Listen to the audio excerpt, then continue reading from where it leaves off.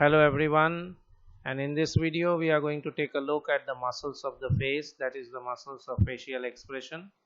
These muscles are derived from the second branchial arch and supplied by the facial nerve. Some of these muscle fibers are rigidly attached to the underlying skull and the facial skeleton, whereas other parts of these muscles are attached into the subcutaneous tissue and blend with each other.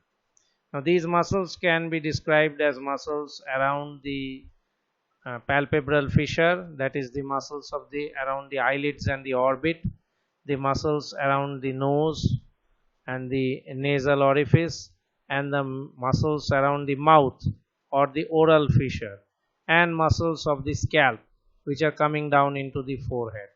Now, the primary function of these muscles is to regulate the palpebral fissure, the nasal orifice, and the oral fissure, and act as some sort of sphincters for these openings.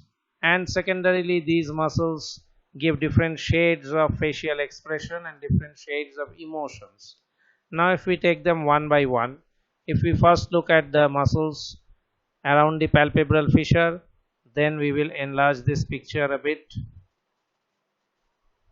and here you can see the muscles around the palpebral fissure. This first muscle that we are looking at is the Orbicularis Oculi. Now, this Orbicularis Oculi has an orbital part, it has a palpebral part confined to the eyelids, and it has a lacrimal part.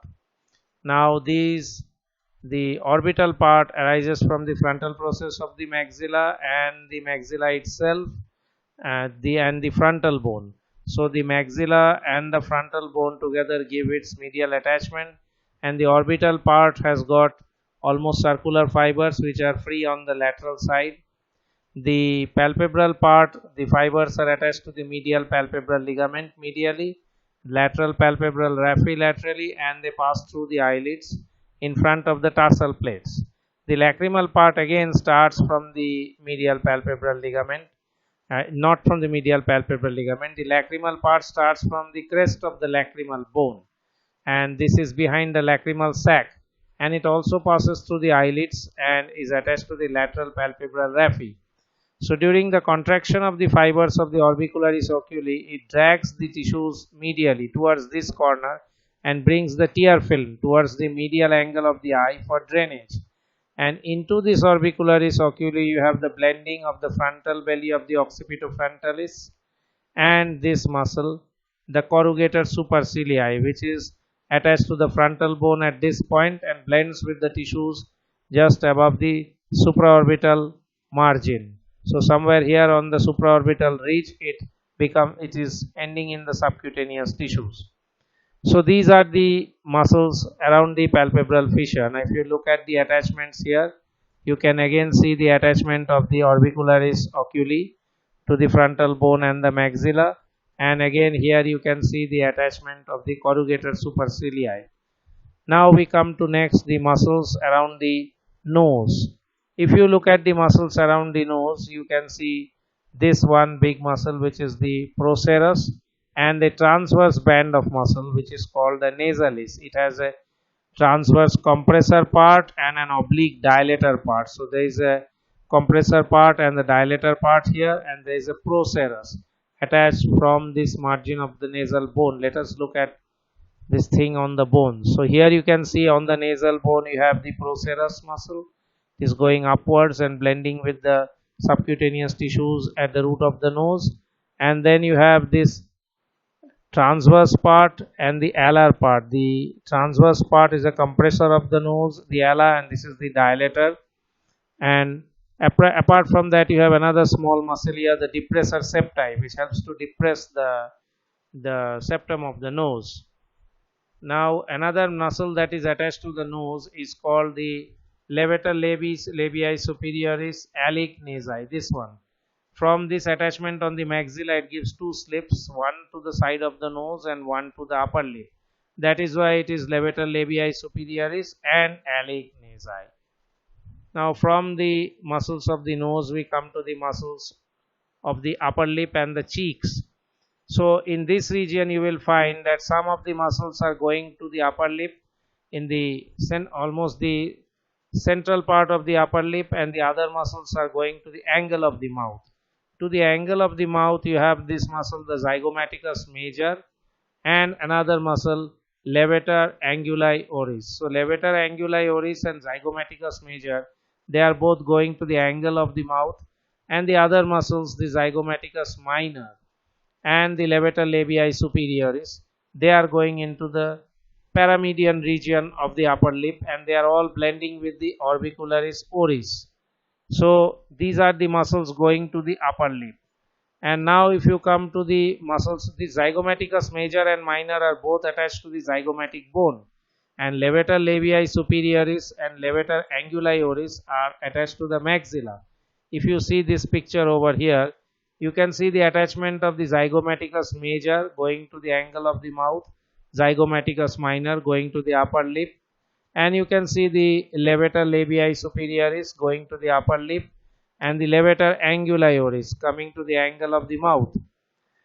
And between these two you can make out the infraorbital foramen and the infraorbital plexus. That means that somewhere here at the angle of the mouth there is a meeting point of several muscles, and this forms a fibromuscular node that is called a modulus. Coming to down to the oral fissure, if you look at the muscles of the lower lip, you have depressor labii inferioris and depressor anguli oris. You have two muscles. So at this point you have a depressor labii inferioris going to the paramedian region of the lower lip, and the depressor anguli oris going to this modulus to the angle of the mouth, where it is joined by this muscle, the rhizorius, which is a continuation of the platysma. So this platysma muscle from the neck has a continuation which is the rhizorius, and apart from depressor labii inferioris and depressor anguli oris, you also have mentalis muscle and small muscles over here which are the incisivus inferior and the incisivus superior likewise. Now if we look at the bony attachments, you can see that they are on the oblique line of the mandible. Here in the middle you can see the small muscle mentalis going up into the lower lip. You can see the incisivus muscle going up into the lower lip, and you can make out the depressor labii inferioris and the depressor anguli oris. Depressor anguli oris going to the angle of the mouth, depressor labii inferioris going to the medial portions of the lower lip.